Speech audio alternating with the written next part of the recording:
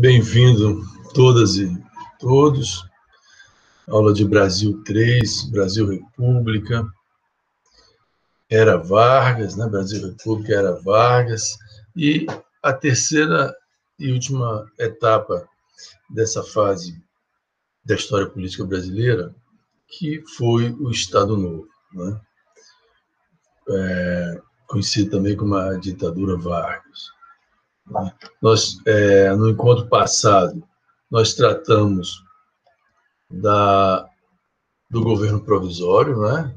Nós tínhamos feito essa divisão da história, apresentado, né, essa divisão da história política, com o governo provisório, depois o governo constitucional, e essa fase que é conhecida como Estado Novo, ou ditadura Vargas, que coincide com a Segunda Guerra Mundial, né?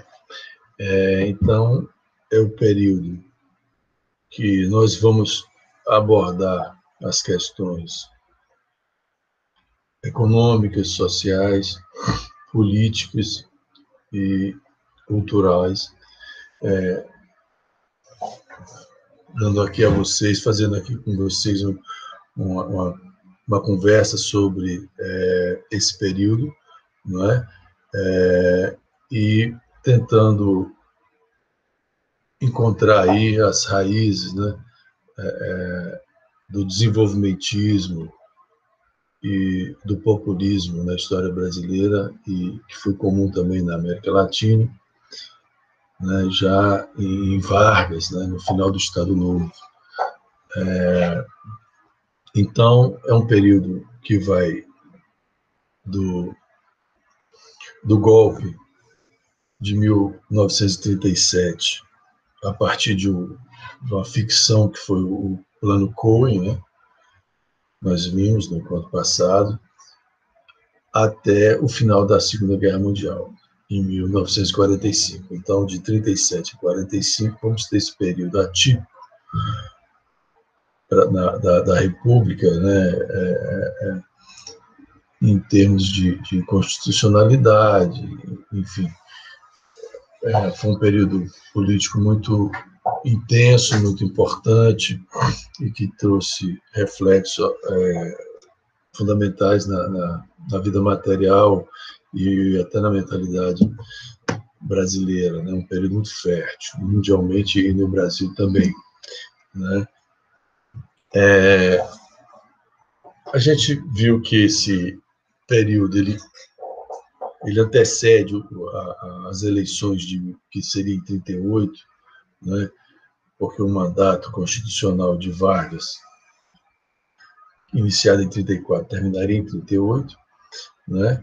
Então, o serviço secreto do governo, né, detecta, né, esse plano Cohen, né, que era para destruir o regime democrático, era uma ameaça comunista, já tinha acontecido a intentona comunista, então ainda estava muito na memória das pessoas, né, presente ainda aqueles acontecimentos, né? Então não foi difícil colar essa fake, né, que foi demonstrado depois que era uma fake, né, que não tinha lá, acho que foi uma coisa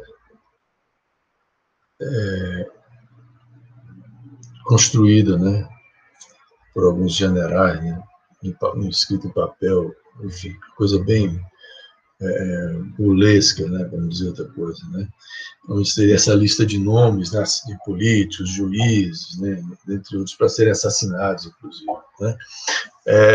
Era uma farsa, né, armada pelo próprio governo, né, e com o apoio dos integralistas, porque se dirigia aos inimigos dos integralistas, né, que eram os aliancistas, que foi a nossa discussão anterior, da polarização ideológica e política entre integralismo e aliancismo, que tinha como fundo o fascismo integralista e o comunismo, representado pela aliança, que tinha elementos, né, do Partido Comunista, dentre outros, como já vimos, era uma frente, né?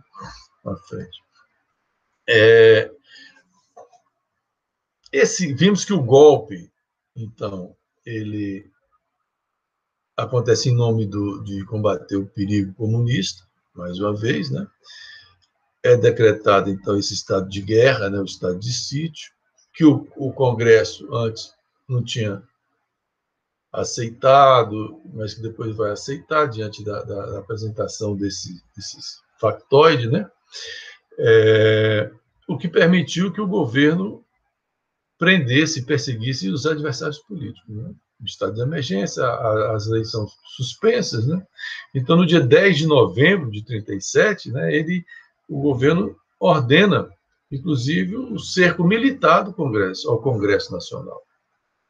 Então, o próprio Congresso entregou nas mãos de Vargas o mecanismo para ele decretar o estado de sítio, o estado de guerra, e a medida consequente, qualquer um que viesse em consequência, estaria dentro dos limites do estado de exceção. Né?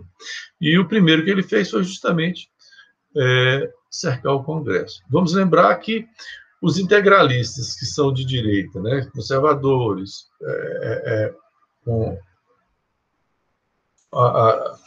ligações com as representações fascistas e tudo mais, tem como base o combate aos partidos políticos, né?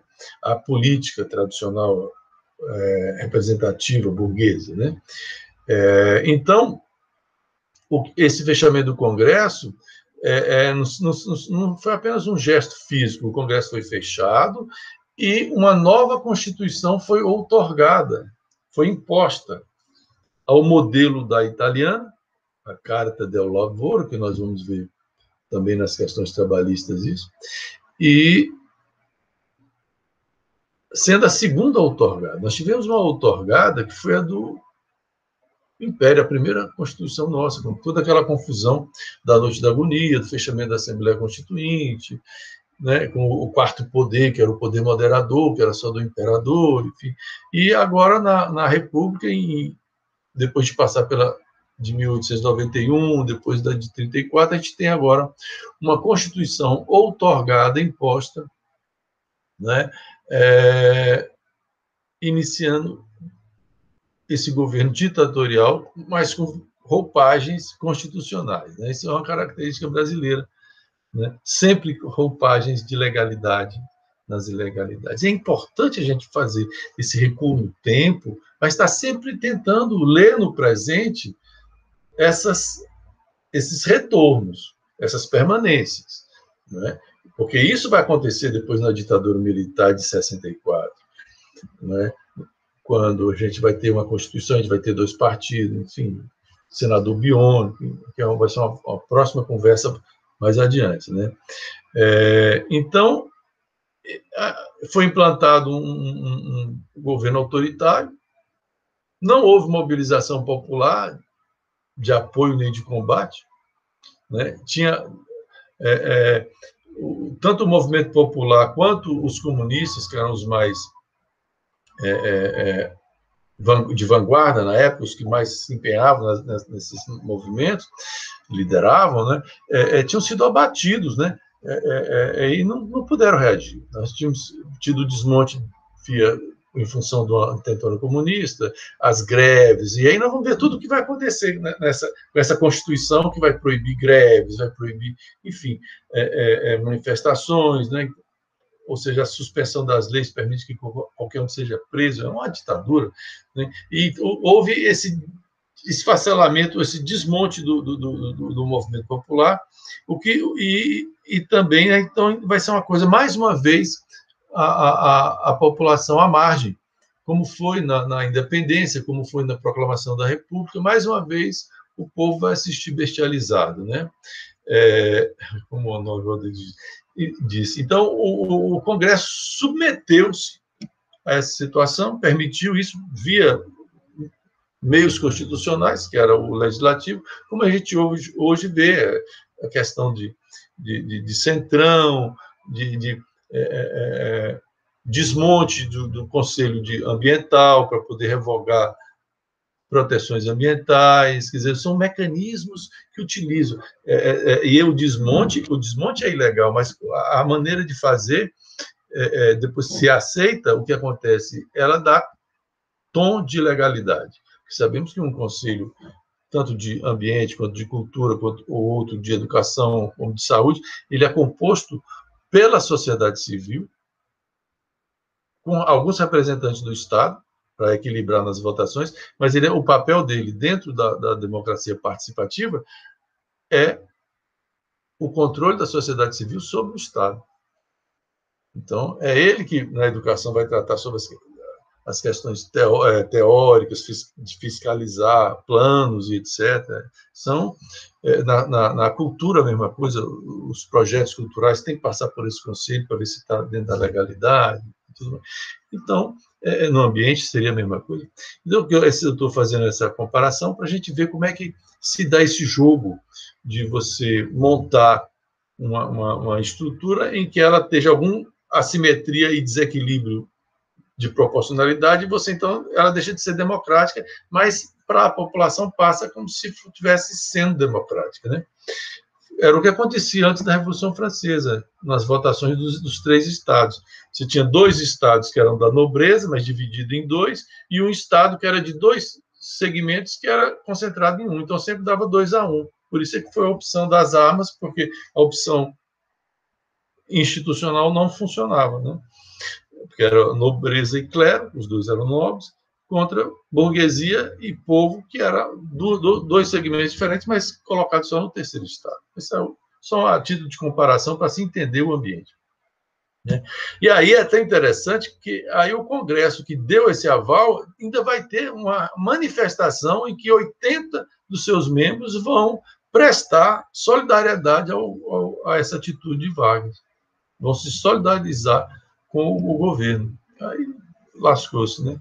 Então, esse estado de emergência desse período, né, permitia invadir casas, né, prender pessoas, principalmente os líderes, né, os conhecidos já líderes, né, intelectuais, artistas, pessoas que pudessem ter alguma repercussão na sociedade, né?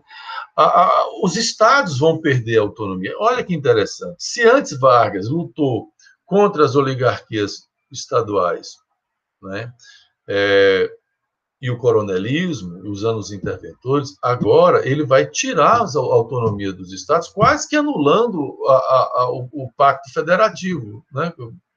É uma república federativa, então tem um grau de autonomia os estados, senão não é federação, né? E aí, isso vai acontecer por diversas atitudes, né? Por exemplo, as bandeiras estaduais vão ser queimadas. Então, aquela ideia que era muito agradável aos integralistas também.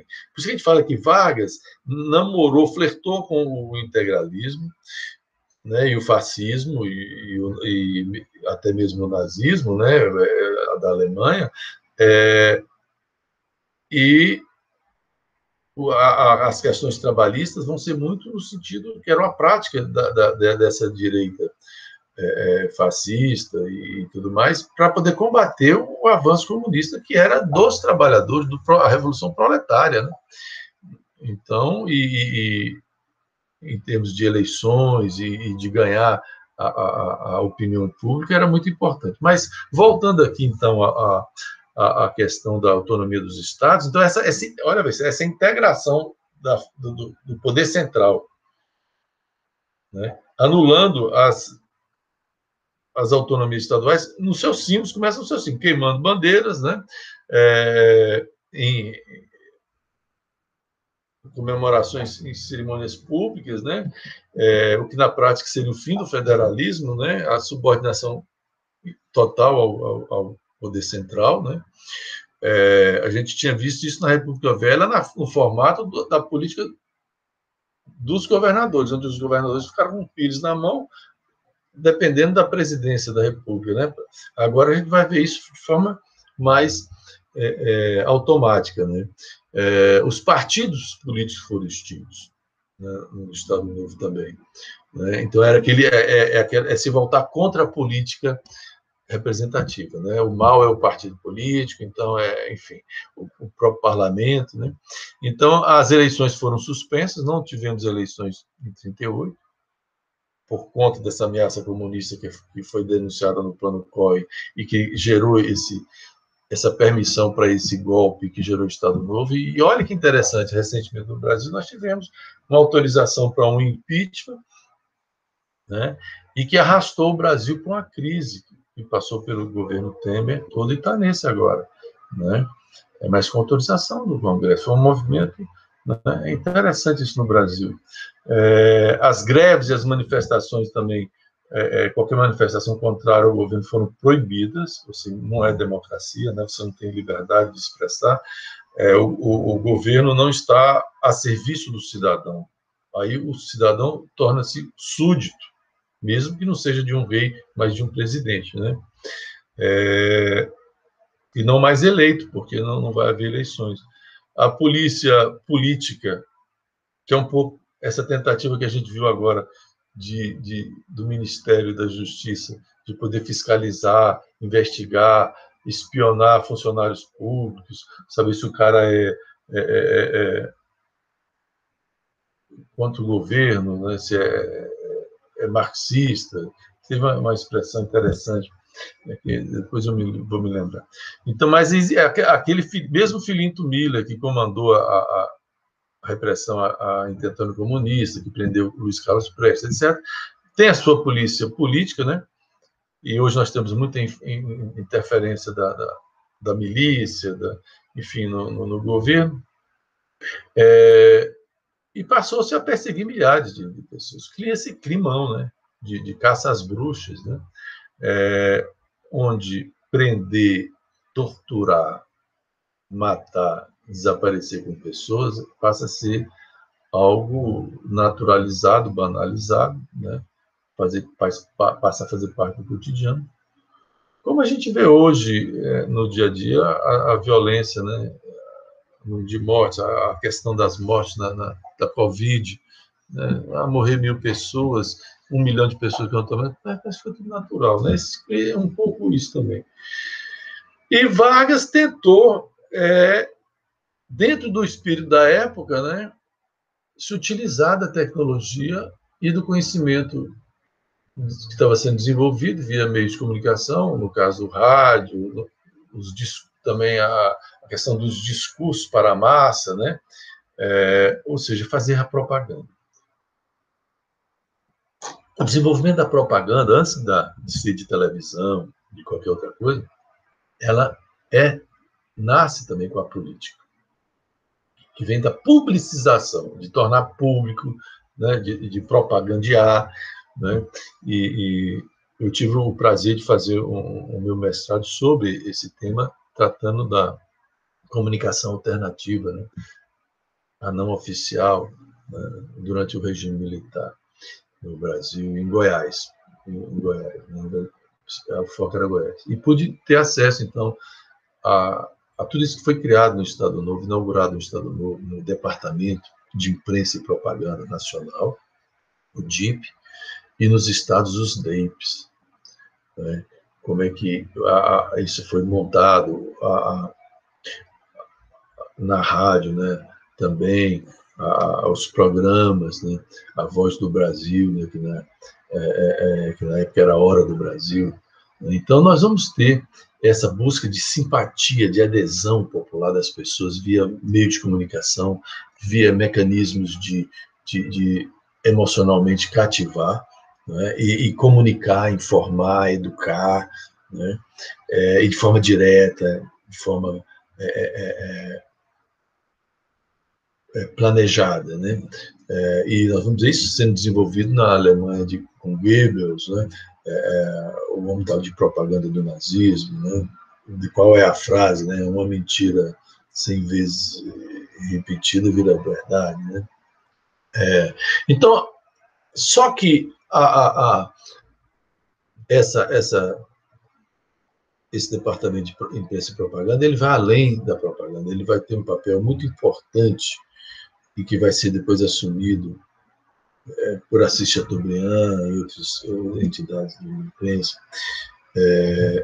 de construção de uma identidade nacional, depois a própria Globo, com as telenovelas, vão fazer de alguma forma isso também. Mas lembrando que, contextualizando, que esse período é o período, então, em que isso era comum, por exemplo. A gente tinha, tanto a ditadura era comum, que era o período entre guerras, né, dessa polarização ideológica, e a Revolução Russa era recente ainda, né? Então você tinha, entre a década de 30 e 40, você tinha Mussolini na Itália com o fascismo, o Hitler na Alemanha com o nazismo, que é um tipo de fascismo, você tinha o Stalin na União Soviética com o comunismo, né? Você tinha o Perón na Argentina, você tinha Salazar em Portugal, né? Então era o mundo tinha essa conformação aí, né? Então, esse departamento, olha a ideia de integração nacional novamente aí. Esse departamento de imprensa e propaganda do governo federal, com filiais nos estados, ele vai ser abastecido, e o nosso aqui vai ser o Câmara Filho em Goiás, que é Pedro Ludovico, interventor, né, que depois virou governador, né? No Estado Novo ele continua, e vai ser o Câmara Filho, Joaquim Câmara Filho, o irmão mais velho de Jaime Câmara, o qual Câmara Filho foi quem fundou o Jornal Popular, e Jaime Câmara veio para administrar, e o Rebouças, o outro irmão que era mais velho, veio para ser o Bedel, cuidar de relações pessoais, dos trabalhos, dos trabalhadores e tal. O Joaquim Câmara Filho vai ser o cara do DEIP de Goiás, vai ser o propagandista de Goiás. Uma história belíssima. Ele foi um intelectual, ele divulgou Goiás, Goiânia, para o mundo inteiro, né? A Interlândia. É uma história belíssima essa. Enfim. Mas então, esse departamento, eles eram obrigados a mandar todas as notícias locais, as pesquisas sobre características geográficas, culturais, físicas, econômicas, potencialidades. Era uma coisa muito interessante. E abastecia o governo e recebia do governo as informações nacionais e internacionais e repassava, né? Então, veja, o rádio, né, o cinema, o teatro, a imprensa, tudo isso vão ser instrumentos dessa política de propaganda e vão ter investimentos, vão ter funcionários, pessoas recebendo, sendo bem pagas. No Brasil, vão ter a Rádio Nacional, aí vamos ter os programas de auditório, tudo é nesse período. Né?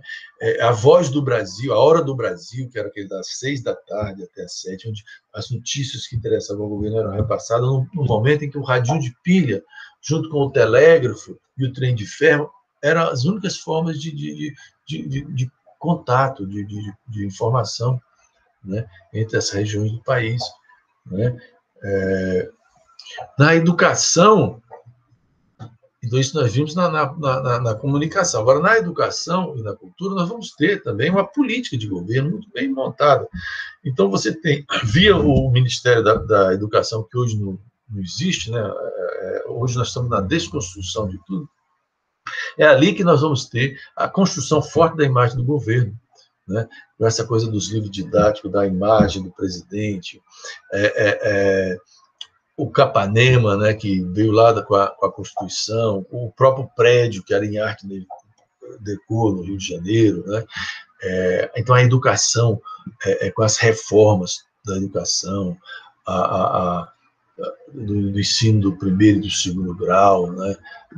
A adequação das leis, a modernização dessa educação. Então, nós vamos ter tudo isso aí como também sendo uma atividade de política, né? Política, o Estado, a presença do Estado na educação e no fortalecimento do governo. Né? E há exemplo do que acontecia no resto do mundo. Né? Então, e aí é que entra a ideologia, né? Porque você tem a obrigatoriedade do ensino de moral e civismo, que depois vai ser repetido na ditadura militar de 64, né? Da qual eu estudei essas coisas no grupo modelo, né? Nos grupos que surgiram aí, que eram escolas públicas, né? Então, veja, ou na escola particular também, então, o civismo, né? A ideia de que é pela educação, que é aquela coisa da formação das almas, né, que vem da Revolução Francesa, do Iluminismo. Né? Então, você tem o coral, os alunos estudando música, arte. É um período muito rico de valorização da cultura brasileira e de cooptação dos modernistas, como a gente vinha falando anteriormente, pelo governo Vargas. Então, você vai ter um Villa-Lobos regendo um estádio todinho, né?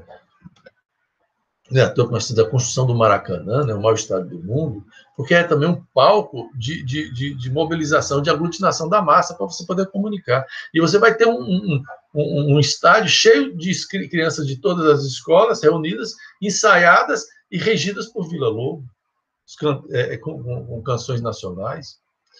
Então, estudar na escola música, na escola pública, isso é importantíssimo, foi importantíssimo, ninguém pode negar essas contribuições, né? As pesquisas de Mário de Andrade, do folclore brasileiro, como funcionário público, dentro de órgãos para fazer isso, né? Isso é inegável. Agora, o repertório é nacionalista, e o mundo está mergulhado no nacionalismo, que é causa e consequência da Primeira Guerra Mundial, e continua, né? Para a Segunda. Né? Então, a coisa dos desfiles, das paradas em datas festivas. Eu desfilei na rua, em Goiânia. Era tradicional você ter fanfarras de escolas disputando e tal, né? Os desfiles, né? Os livros didáticos, o Estado organizando, fazendo esse currículo, né? E onde tem aí por trás o culto ao governo. Né? Se hoje a gente está nessa história de escola, essa luta aí do governo de escola sem partido, que caiu, agora foi derrubado isso, era com o discurso de tornar sem ideologia, mas, na verdade, era de impor uma ideologia limitando as liberdades, né, da construção do sujeito. Por isso é que é importante o espaço da escola como espaço de conhecimento e de formação humana, né, porque sabe-se que ali vai se formar, né, esse cidadão ou não, o sujeito ou não, né? Como na cultura, né, nas artes, né, no setor artístico, nós vamos ter essa cooptação da inteligência brasileira para esse projeto, porque tem um projeto de Brasil, né, de valorização das características brasileiras, de valorização do samba, do futebol, do carnaval. Né? A capoeira que era proibida, era atacada pela polícia, e que protegia os candomblés, os terreiros de Umbanda, etc., eles vão ser incorporados como esporte por Vargas. Né? O mestre Bimba vai fazer uma apresentação no palácio para o presidente, inclusive. Né? Você vai poder ter capoeira em clubes, né? Ser ensinado em academias. Né? É a incorporação. Depois é que foi para a Olimpíada, inclusive, e é uma luta e dança genuinamente brasileira. Né? É uma bela história a capoeira, né? Da mandinga, né? Da ginga, do finge que vai, não vai e vai mesmo. Né? Se nós melhoramos o jiu-jitsu mundial com os Gracie, antes o Bimba pegou a capoeira que já era nacional, mas com o nome de Angola, aquela rasteira, e acrescentou os golpes do karatê, criando a capoeira regional. Ela deixou de ser circular no sentido de tomar um facão, tomar a faca, etc. E tal, para ser agressiva no sentido mais preponderante, né, de arte marcial. Foi com o mestre Bimba. pai do nosso Onça Negra aqui em Goiânia. Bom, então, diversos intelectuais deixaram, né, se seduzir e foram cooptados pela máquina e acreditando também num projeto de Brasil, né, muitos deles já integralistas, como Cassiano Ricardo, né, Oliveira Viana. Na música popular, que vai ser incentivada, inclusive nos programas de rádio, né, as torcidas organizadas e tal, Ataúfo Alves, Wilson Batista, Geraldo Pereira, entre outros. Mas o que é interessante é que tanto os sambas de rádio quanto os do carnaval, das escolas de samba, vão começar a ter premiações desde que suas letras façam referências ao Brasil, entendeu? Ao culto ao trabalho, a malandragem brasileira, que já estava institucionalizada como um ato de sobrevivência, né, principalmente do carioca, que depois o Walt Disney vai materializar no papagaio Zé Carioca, né? Aqui ela vai ser contrabalanceada, né? Como é impossível de ser aniquilada, ela vai ser contrabalanceada com essas premiações de incentivos para histórias do bom malandro, o cara que tá pendurado no bonde para trabalhar, coisa e tal, que largou a navalha e o baralho, né? Enfim. O cinema, o documentário, né? Isso tudo vai estar na ordem do dia, né? Mas houve também resistência e perseguição aos que não se dobraram, né? Ou se mantiveram distante ou resistente ao governo, né? Como o Graciliano Ramos, que vai por ser acusado de participar da Aliança Nacional Libertadora, que tinha sido fechada, vai ser preso, né? E vai ficar preso por ser oposição ao governo, por não ser simpatizante,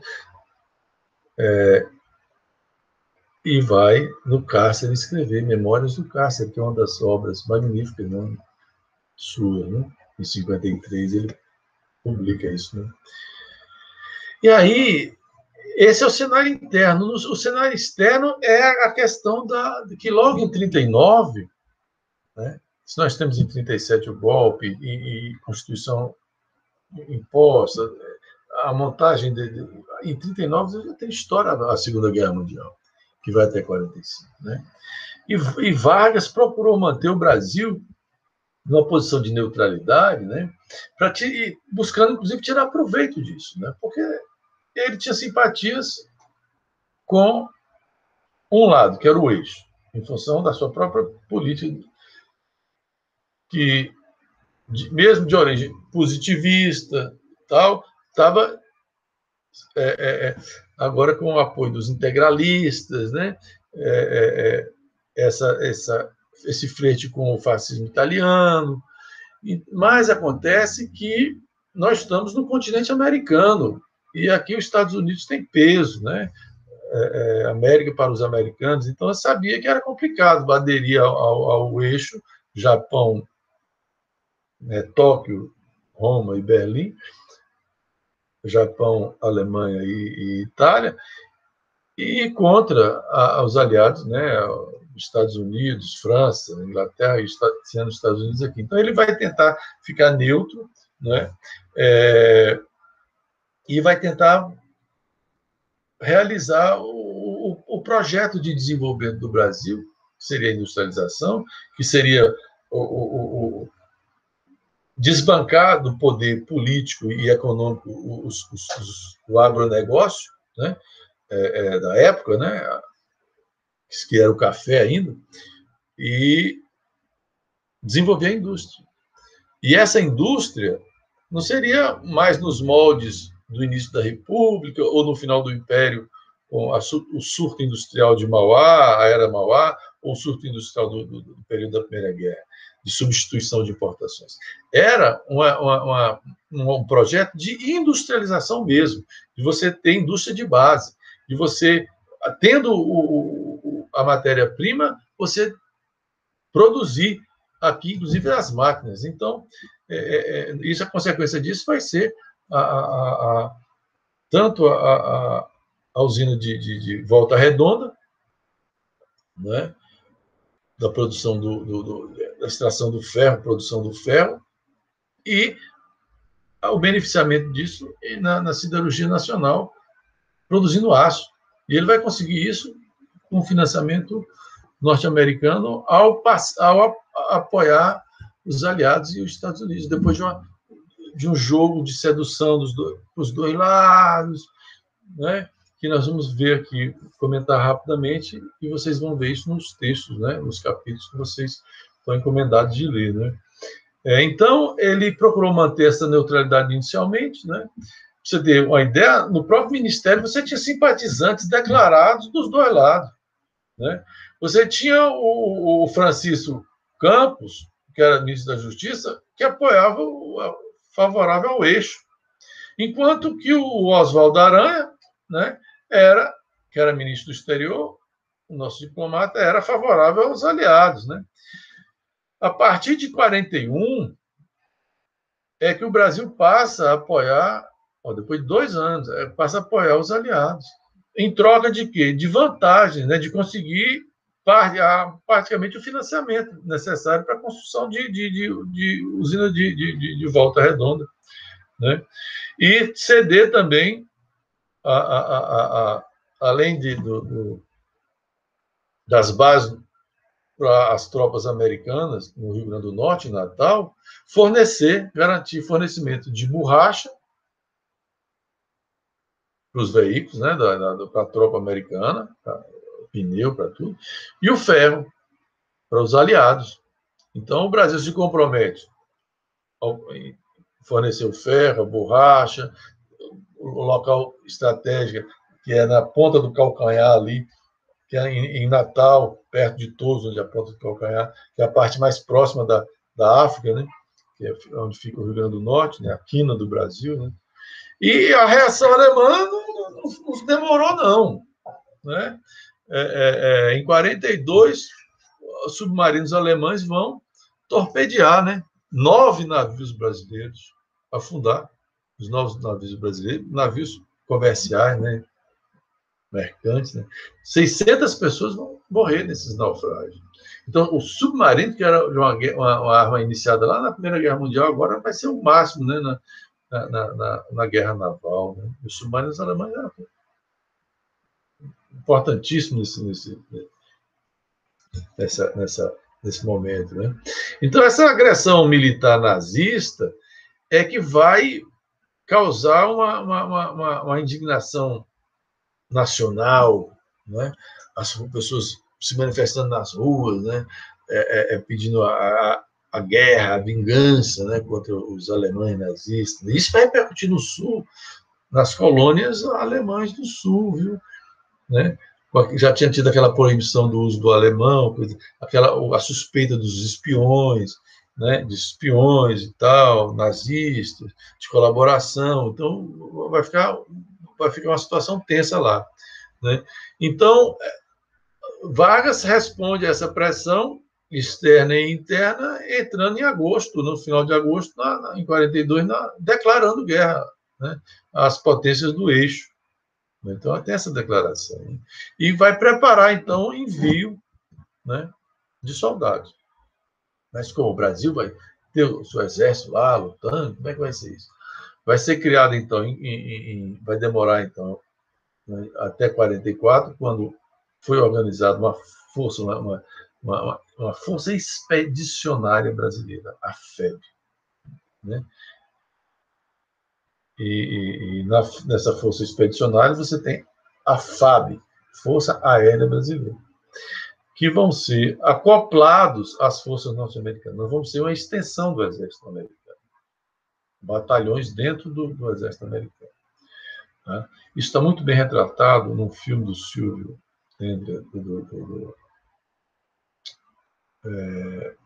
chama-se Rádio Auriverde. onde vai, é muito interessante, a partir de documentário, de filmagem da época e tal, onde vai mostrar os dois lados dessa participação brasileira, tanto esse heroísmo declamado, quanto a realidade da relação do brasileiro, que foi para a guerra muito pouco preparado, né, como soldado e tudo mais. Mas é muito bom, interessante esse filme, Rádio Oliveira, Silvio Beck. Tá? Então, veja, 25 mil soldados, em torno de 25 mil soldados, vão então fazer parte e vão participar de algumas batalhas. A gente ouve muito falar só de duas, que é Monte Castelo e Montese, né? Mas essas foram as mais importantes e mais para o final da guerra. Mas no início teve Massarossa, teve Carnoeire, teve Monte Prano, né? Que foram as primeiras vitórias de participação na Itália, né? Só em 44, já mais para o fim, é que vamos ter essas de Montese, Monte Castelo e Castelnuovo, né? Agora, é interessante que esse filme, que foi tentado até proibir fosse exibido, ele mostra o problema da higiene nos acampamentos brasileiros. Lembrando que o Exército Brasileiro era acoplado, mas estava sob o comando do general Mascarenhas de Moraes, né? Então, que serviu de escola para o Exército Brasileiro em muitos aspectos, e até para esse automatismo que vem e culmina com a ditadura militar em todos os campos, que merece realmente um bom debate, e que hoje esse alinhamento aí, né, desde que nós tivemos a perspectiva de exploração do pré-sal, nós sofremos coincide com essa turbulência política, e que tem aí os militares agora, a parte, né, deles, sob essa influência que sempre foi dividido a força brasileira entre internacionalistas e nacionalistas, e os nacionalistas aí dividem entre anticomunistas, não sei o quê, que vão se aliar automaticamente à entrega das riquezas naturais brasileiras, principalmente aos Estados Unidos.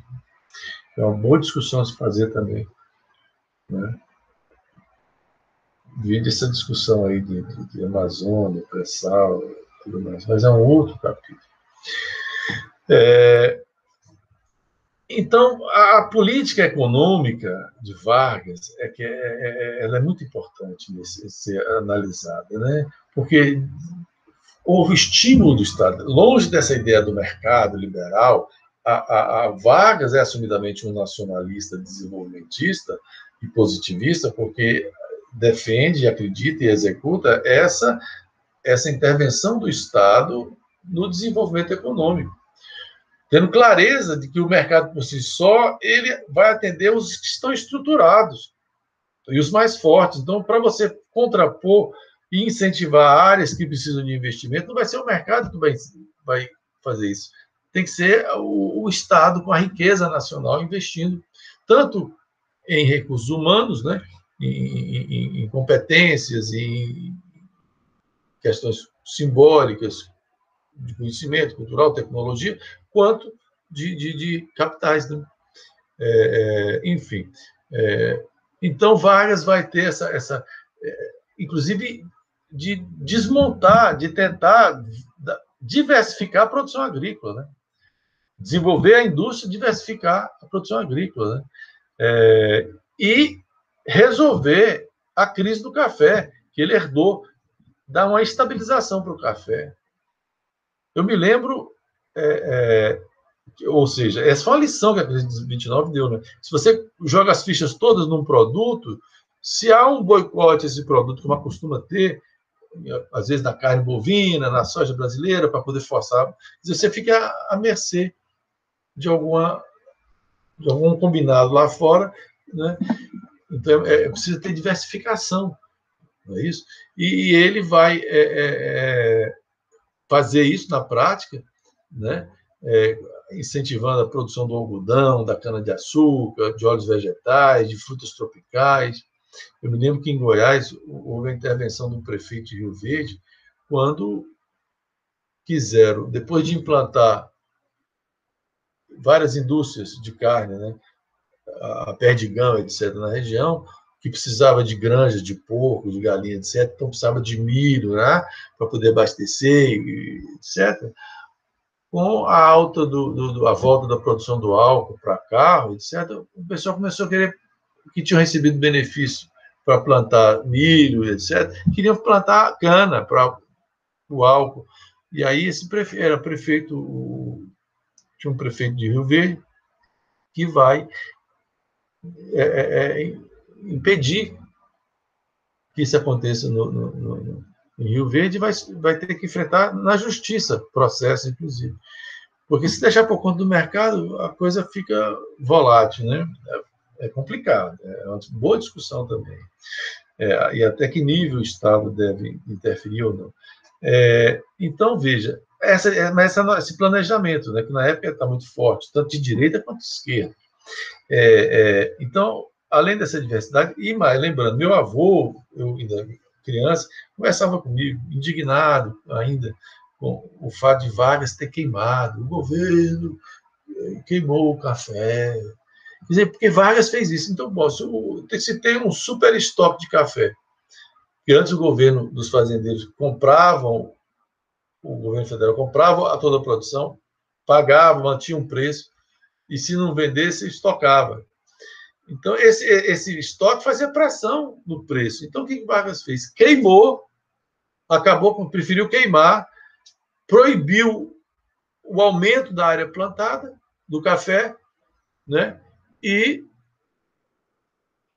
diversificou a produção, abrindo financiamento para outros produtos, né? Ou seja, isso é a visão macro, né? Mas de olho na principal, que era a industrialização. Por isso que começa com a indústria de base, que é a indústria de aço, porque a partir de você já ter o minério de ferro, beneficiar ele, transformar em aço, depois produzir chapas, você já está produzindo, daí para fazer máquinas, né? É um pulo. E não precisa importar em dólar, né?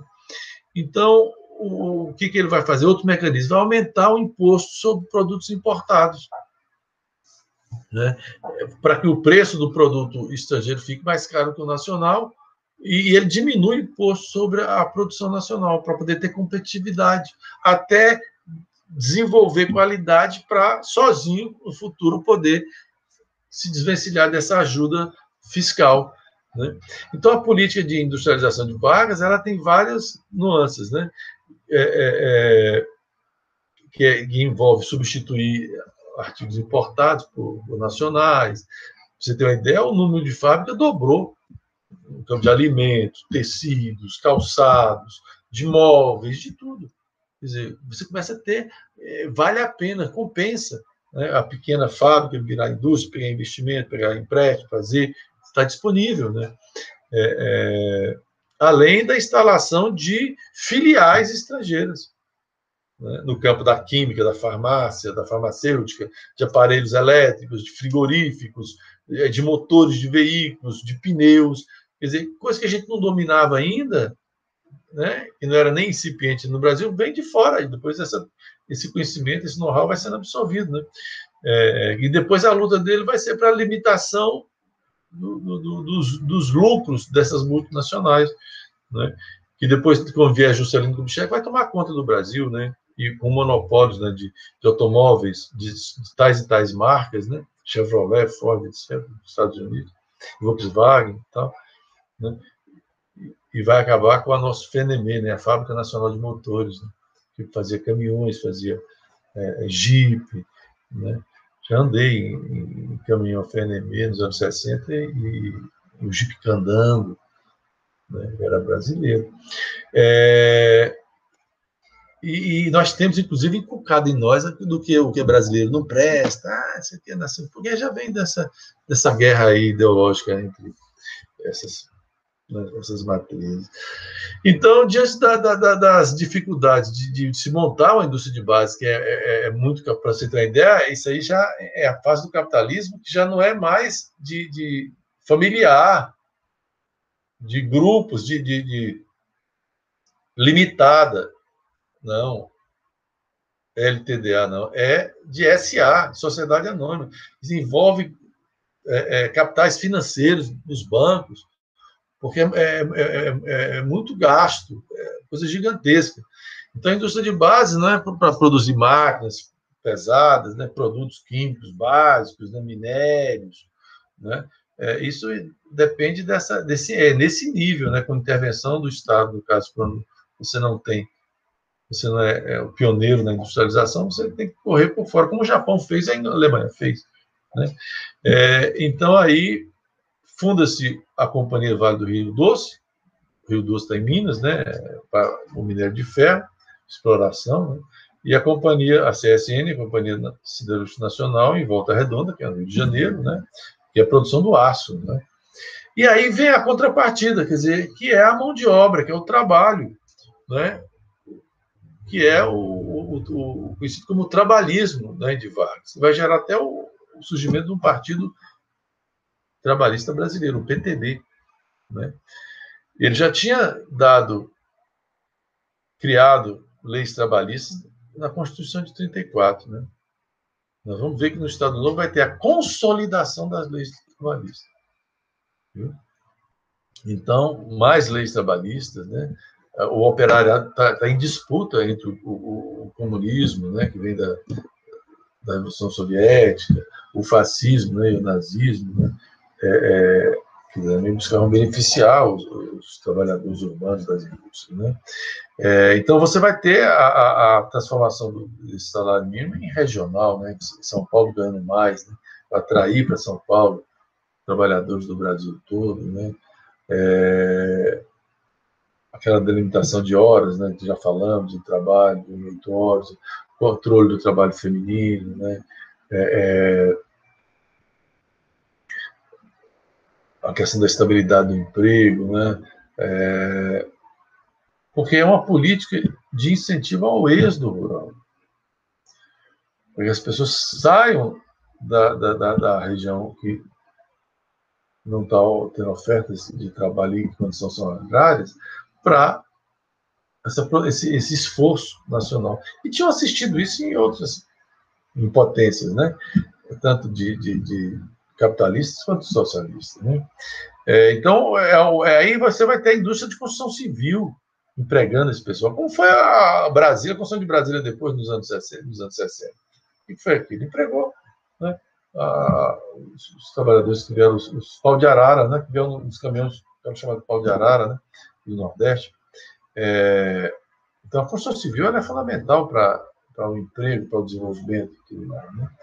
Então, você tem a construção civil, né, as indústrias em geral, essa atração do salário mínimo, da própria lei trabalhista, a carteira assinada, que vai ser só para o trabalhador urbano, né, o que faz com que o Brasil saia da condição eminentemente rural para uma transição para a sociedade urbana. Foi nesse período, Vargas, daí em diante. Né? Então, a consolidação das leis trabalhistas é a CLT, é isso que está sendo desmontado hoje. Né? Como se fossem privilégios. A gente sabe que o trabalho ele é por geração de riqueza e precisa ter investimento nele. Né? Não só a exploração e a expropriação. É isso que o mercado faz, explora e expropria, em função da acumulação capitalista, do capital financeiro, etc., a renda, né? Mas entendendo o trabalho como o capital móvel, ele precisa ser bem trabalhado, né? E protegido. Não é privilégio, né?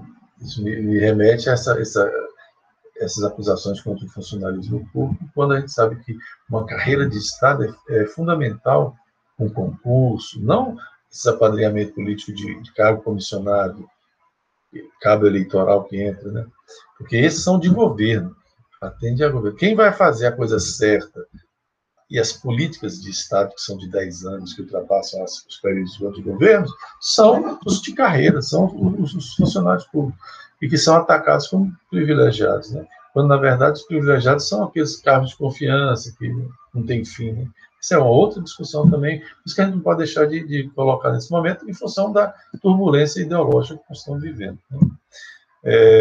Então, você vai ter uma política trabalhista, né, elaborada, né, que atende ao interesse do governo desse momento também. Que ela tem uma dupla função de conseguir a adesão dos trabalhadores nessa disputa com os comunistas, que estão pregando uma revolução porque a vida do trabalhador é miserável, etc., etc., e só com a mudança de regime, então, isso mudaria. O governo tenta mostrar o contrário, que tem condições de ter uma boa vida e oferecer isso de alguma forma, sem mudar o sistema, né? E, ao mesmo tempo, dominar politicamente, conquistando o seu voto, sua adesão política, né? Porque o próprio governo vai criar sindicatos, a Constituição vai dizer que os sindicatos vão ser corporativos, que está copiando a lei fascista, e que cada tipo de categoria de trabalho, se é industrial, se é indústria têxtil, se é de calçado, cada um vai ter o seu próprio sindicato, mas um só. E termina que esse representante, esse sindicato vai ter que estar de acordo com os interesses do governo, né? Vai ser um representante do Estado, né? Vai estar vinculado ao Ministério do Trabalho, inclusive. Então, você elimina a perspectiva de greve, de reivindicações e tudo, e, ao mesmo tempo, o sindicato vira um órgão de proteção do trabalhador nas questões assistenciais, médicas, de lazer, enfim, como a gente é acostumado a ver, né? E não de reivindicações de melhorias salariais, etc., etc., né? Enfim, então a gente tem essa forma corporativista, né? E o sindicato vai ter que cumprir várias determinações legais, né?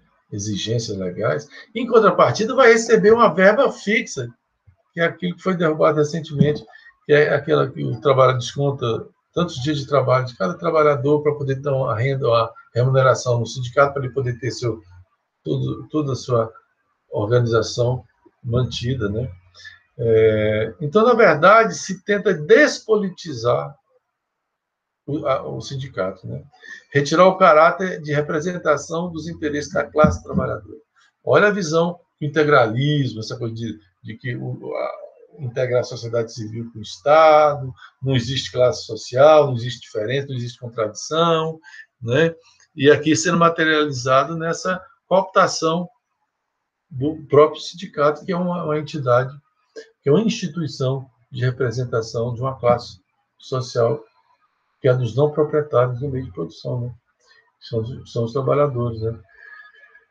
Eles passam a ser organismos oficiais, praticamente, né? Braços do Estado, né? E aí, as leis trabalhistas vêm para dar credibilidade ao governo, né? Como a figura do pai dos pobres, do protetor. Antes não existia. Nós vimos isso repetindo um pouco na gestão do Lula, né? Essa coisa de criar essa mística do protetor, etc., etc. Minha Casa Minha Vida, depois eu teve, né, as boas ideias do Betinho do combate à fome, né? Essa Bolsa Família, que também é esse tipo enfim. Daí, são essas, não digo ações, mas esses simbolismos que vão culminar no desenvolvimento desse populismo, inclusive, tanto na América Latina quanto no Brasil, né? Da figura do líder, que diferencia-se do fascista por não ser miliciano, militarista, autoritário, mas ele está acima, ele é pessoal, é um poder carismático, que lembra a discussão weberiana do tipo ideal lá do profeta carismático versus sacerdote, que tem por trás de uma instituição, mas é outra discussão. Então, apresenta sempre esse governante como, nessa questão trabalhista, aí, como o doador das leis trabalhistas. Então, é a concessão dele. A gente está vendo agora a farsa, o estereótipo disso, muito mal feito agora com essa essa presidência aí, né? E é uma forma de esconder as pressões. É como se as leis trabalhistas não fossem fruto todos aqueles movimentos de greve, de organização dos imigrantes, anarquistas, enfim, no ano da Revolução Russa teve, né? Sempre teve a luta do trabalhador. Isso é tentado ser tirado da memória, né? Como uma doação do governante, né? Do Estado. Né? Então, Vargas vai inaugurar e sustentar essa imagem, né? Vai criar o populismo, vai ser o primeiro grande populista brasileiro. Né? Vamos ter isso nos estados também, né? Que é essa coisa da concessão dos benefícios sociais como forma de controlar e amortecer as reivindicações populares. Né? E aí você até estimula essas reivindicações e depois, quando não tem condição de cumprir, como foi o caso da reforma agrária e outros, vai desembocar no fechamento do regime, como foi a ditadura militar. Né? Então, está aí a apresentação do populismo, que depois a gente pode discutir especificamente. Né? Esse governo Vargas vai entrar em crise. Né? E vai ser justamente a vitória dos aliados, das democracias liberais sobre o nazifascismo, né? Que vai tornar evidente a falta de democracia no Brasil. Né? E vai ser aproveitado pela oposição isso, né? Pela imprensa, enfim, pelos partidos, pelos os formadores de opinião. Né? E Vargas, espertamente, vai antecipar essa onda de democracia, de democratização, etc., e vai sair na frente liderando essa abertura democrática. É interessante que isso depois repete lá com os militares, abertura política. Né? Então, Vargas vai fazer uma abertura. Aí vai tentar pôr a culpa na guerra, né? E no perigo comunista. Só que os comunistas internacionalmente agora se uniram aos aliados, Stalin se uniu aos aliados para vencer Hitler, né? Então, mas Vargas vai então, por exemplo, demonstrando claramente que é um democrata, né? Ele vai já fixar eleições já em 1945, né, para presidente, vai dar anistia para os presos políticos, anistiar, soltar todo mundo, inclusive o Luiz Carlos Prestes ficou na solitária 9 anos, proibido de ler jornal de tudo. Ele lia as tirinhas que um soldado que era simpatizante dele, né, ele era uma figura e do comunismo, talvez, o cara enrolava nos papelzinhos, entregava para ele as notícias políticas, ele lendo, uma festinha de luz, que tal. Aí o cara tem a mulher mandada para Hitler e ela vai para a câmara de gás, e eles, pelo próprio Vargas, e ele, inclusive grávida da filha dele, e ele vai, mesmo, né, com tudo isso, ele vai sair e vai participar de um comício que Vargas vai fazer no estádio, no 1º de maio, apoiando Vargas, porque ele visava o combate ao nazifascismo. Isso ele já falou várias vezes em entrevista, né, que isso estava acima, quer dizer, essa visão de humanidade, né, acima das questões pessoais, né, e políticas menores, né. Então, vai voltar os exilados políticos, né?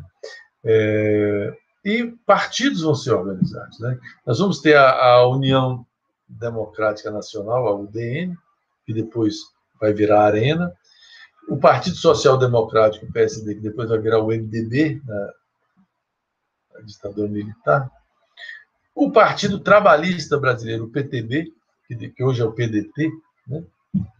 O Partido Social Progressista, vai ser legalizado o Partido Comunista para poder participar das eleições. E em 46, Prestes, o pessoal vai ser eleito e vão participar da Constituinte de 46, né? Esse partido estava na clandestinidade. Né? E 3 candidatos vão concorrer.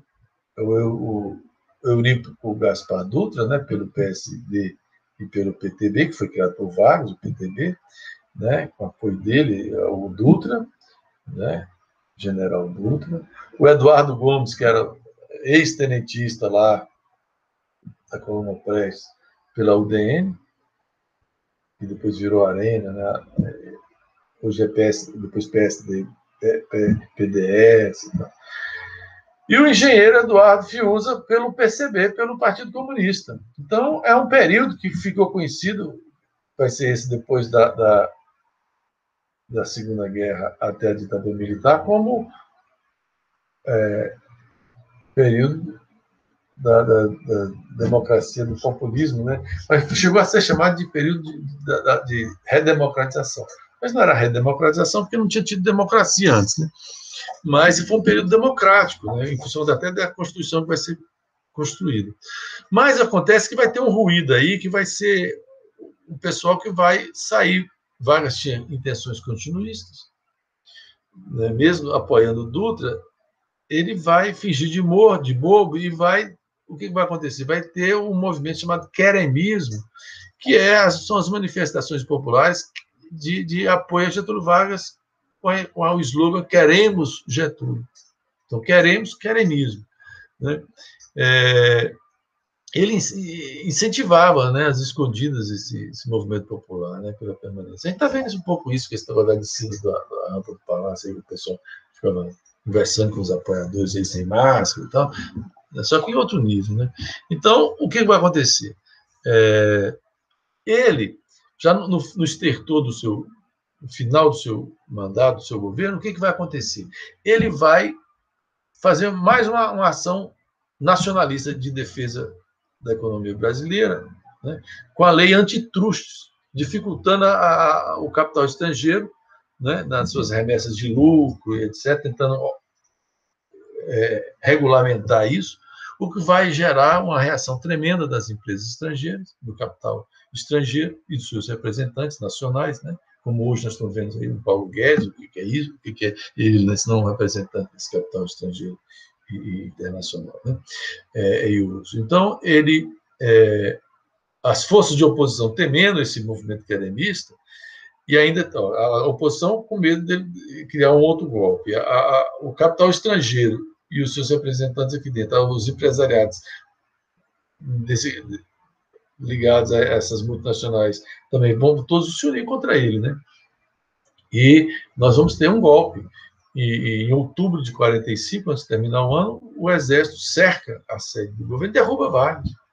Tanto é que depois, quando ele voltar ao governo eleito e for cercado novamente para ser derrubado, ele vai dar um tiro no peito, vai suicidar, e nós vamos ter aí